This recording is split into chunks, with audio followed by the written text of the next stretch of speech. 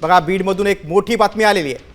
मस्साजोगचे सरपंच संतोष देशमुख हत्या प्रकरणातील आरोपी वाल्मिक कराडला जामीन मिळणार असल्याचा दावा या कॉलमध्ये आहे। मुंडेंच्या निकटवर्तीयाची कथित कॉल रेकॉर्डिंग असल्याची माहिती मिळते। दीपक देशमुख धनंजय मुंडे यांच्या रडारवर असल्याचा या रेकॉर्डिंगमध्ये उल्लेख आहे। मात्र साम टीव्ही या कॉल रेकॉर्डिंगची पुष्टी करत नाही। आपण ही ऑडिओ क्लिप ऐकूया।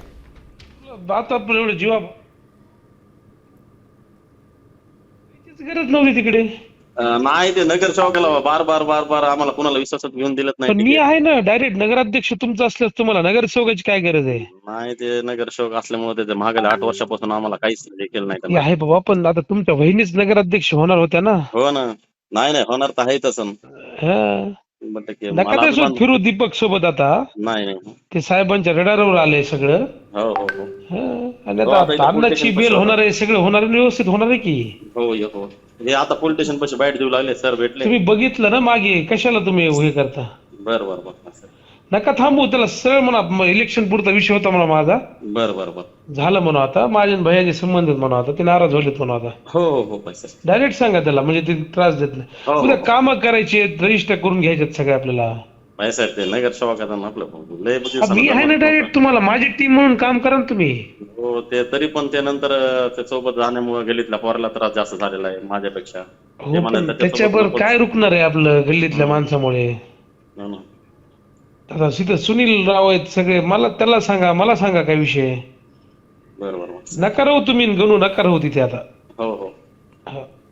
काय आपण थेट जाऊया, आमचे बीडचे प्रतिनिधी योगेश काशीत आपल्यासोबत फोनद्वारे जोडले गेलेत। योगेश, या ऑडिओमध्ये थेट तो म्हणतो की अण्णाला बेल मिळणार आहे, म्हणजेच वाल्मिक कराडला बेल मिळणार आहे।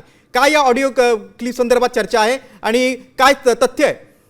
नक्कीच आपण बघू शकतोय की जे बाजीराव धर्माधिकारी आहेत धनंजय मुंडे यांचे निकटवर्ती आणि माजी नगर अध्यक्ष परळीचे, त्यांची जी कॉल रेकॉर्डिंग आहेत। बाजीराव धर्माधिकारी आणि सुनील मस्के यांची कॉल रेकॉर्डिंग आहे। चक्क वाल्मिक अण्णा बाहेर येणार आहे, त्यांची बेल होणार आहे आणि सगळं काही व्यवस्थित होणार असल्याच्या कॉल रेकॉर्डिंग मध्ये बोललं जात आहे। त्याचबरोबर दीपक देशमुख हे साहेबांच्या रडारवर असल्याचं देखील बोललं जाते, म्हणजे धनंजय मुंडे यांच्या रडारवर दीपक देशमुख असल्याचं बोललं जाते आणि चक्क वाल्मिक अण्णांची बेल होणार असल्याच्या रेकॉर्डिंग मध्ये म्हटलं जातं। आणि हीच रेकॉर्डिंग बाजीराव धर्माधिकारी आणि सुनील मस्के यांची व्हायरल होती। गेल्या 2 दिवसापासून ही कॉल रेकॉर्डिंग सोशल माध्यमांवरती व्हायरल होत आहे।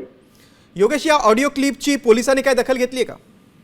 नक्कीच या संदर्भात, कॉल रेकॉर्डिंग संदर्भात स्वतः दीपक देशमुख हे परेलच्या पोलीस स्टेशन मध्ये गेले होते। तक्रार घ्या, माझ्या जीवाला या संबंधित लोकांपासून धोका आहे अशी तक्रार जे की दीपक देशमुख म्हणून नामक ज्यांना धमकी दिली त्यांनी निश्चितच योगेश, दिलेली आहे, मात्र कुठलीही तक्रार घेतलेली नाही। तुम्ही सविस्तर माहिती दिली त्याबद्दल धन्यवाद।